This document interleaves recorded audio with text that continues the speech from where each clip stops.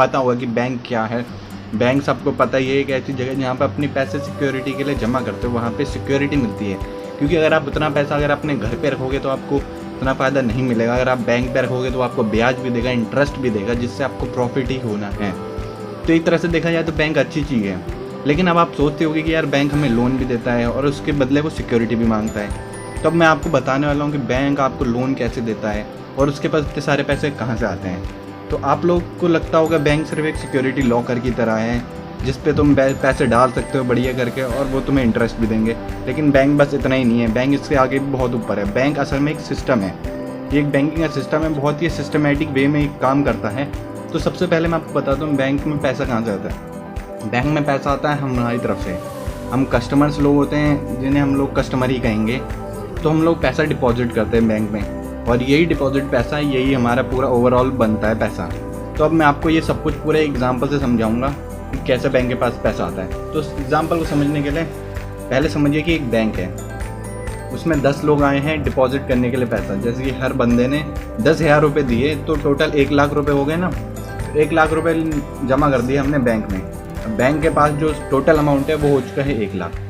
अब बैंक से कुछ 2 लोग आए लोन लेने के लिए कि हमें 40 हज़ार का लोन चाहिए। एक को 40 का चाहिए, एक को 40 का चाहिए, मतलब 80,000 रुपये तक का लोन चाहिए।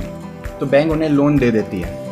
उसके बाद बैंक के पास बचते हैं 20,000 रुपये, और वही 20,000 रुपये उसकी फ़िज़िकल फॉर्म में रहते हैं। तो बाकी जो 80,000 रुपये वो उन्हें लोन लेने वालों को दे रखे हैं, तो वो माइनस में हो गए। तो अभी वो फिज़िकल में नहीं रहा है उनके पास, वो डिजिटल में रहा है बस। तो अब आप समझने के लिए मैं आपको बताता हूँ।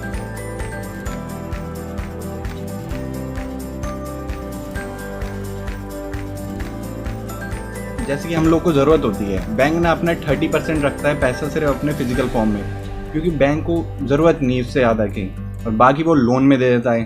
क्योंकि यार एक टाइम में तुम भी हो, मैं भी हूँ, अगर मैं 10,000 रुपये डिपॉजिट कर रहे हैं तो मैं अचानक से 10,000 रुपये नहीं निकालूंगा। मैं निकालूंगा 500 निकालूंगा, 1,000 निकालूंगा, ज़्यादा से ज़्यादा अगर मुझे ज़रूरत पड़ी तो 5,000 निकाल लूँगा, लेकिन एक बार में 10,000 नहीं निकालूंगा। और यही होता है, 10 लोगों में से कोई भी ऐसा नहीं होगा जो एक बार में अपने सारे पैसे निकालना चाहेगा। तो बैंक को इससे कभी कोई प्रॉब्लम नहीं होती है। तो इसलिए जब 40,000 लोगों ने 40,000 का लोन ले लिया 2 लोगों ने, तो 80,000 रुपये हो गया। अब वो 80,000 रुपये में वो इंटरेस्ट लगाएंगे, लोन को वापस देते हैं, वो उन्हें इंटरेस्ट देना पड़ेगा उन 2 लोगों को। तो अगर वो 2 लोग इंटरेस्ट देंगे 10,000 रुपये, अगर मान लीजिए एक बंदे ने 5,000 दिया, दूसरे बंदे ने 5,000 दिया, तो बैंक के पास टोटल मनी घूम के आता है 90,000। 80,000 था, लोन पे दिया, 90,000 वापस आ गया। अब ये जो 90,000 है, इस 90,000 में से जो 10,000 है, 10,000 में से वो 7,000 बैंक खुद रख लेगी, और 3,000 में से थोड़ी थोड़ी अमाउंट जो 10 लोगों ने डिपॉजिट करे हैं पैसे, उनके में इंटरेस्ट में डाल देगी। जिससे कि आपको लगता है कि बैंक आपको इंटरेस्ट दे रही है आपके पैसे रखने का, लेकिन असल में आपका पैसा यूज़ करने का इंटरेस्ट दे रही है आपको, ना कि रखने का।